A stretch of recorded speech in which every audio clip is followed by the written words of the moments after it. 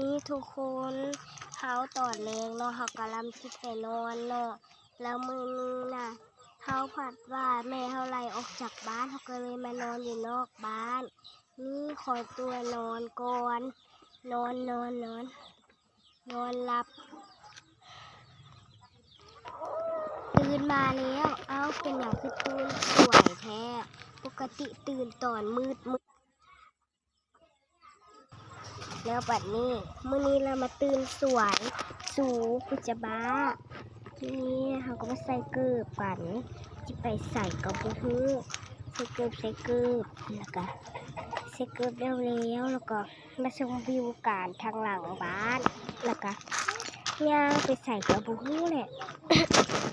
ย่างไปขี่รถถีบนี่แหละอยากไปขี่รถถีบเพราะว่ามันเป็นอย่างกระบูเลยรถถีบนะแล้วว่ารุ่นหนึ่งแล้วปั่นโบได้สู่ไผ่เอามาทิ่มนี่มันก็สำหรับกูของขวัญจากสวรรค์เลยเนี่ยก็มาเด็ดมาก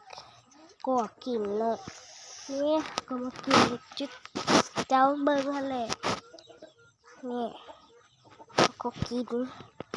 บริกินข้าวเช้าซ้ำนี่กินแบบนี้แล้วก็จักจะกินใบมะกอกเถอะกินเลย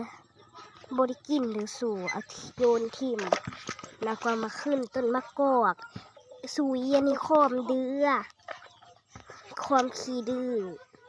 นี่ขึ้นไปบึ้นก็ตกค่ะล่ะนี่ขึ้นไปขึ้นแล้วก็นี่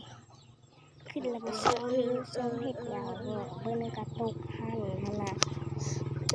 แล้วก็มาจูบปากไข่บูแหละเป็นบ้าบ่กูจิบ้าบ่ละมือนี่ผสมวิวตัวใหม่เป็นกระตกหัวทิ่มใส่หั่นค่ะนะ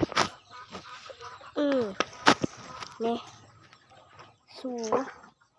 แบบมันโคตรขี้ดื้อเลยบึ้นหนึ่งก็มาส้มวิวส้มขี่ไม่อย่างเลยก็บู๊แหละนี่มาแล้วมาเบิ่งมาถ่ายรูปอย่างบู๊มานี่ฟังเบิ่งนี่มานอน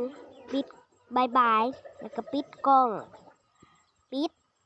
แบบนี้นะปิดกล้องแล้วก็เปิดไมค์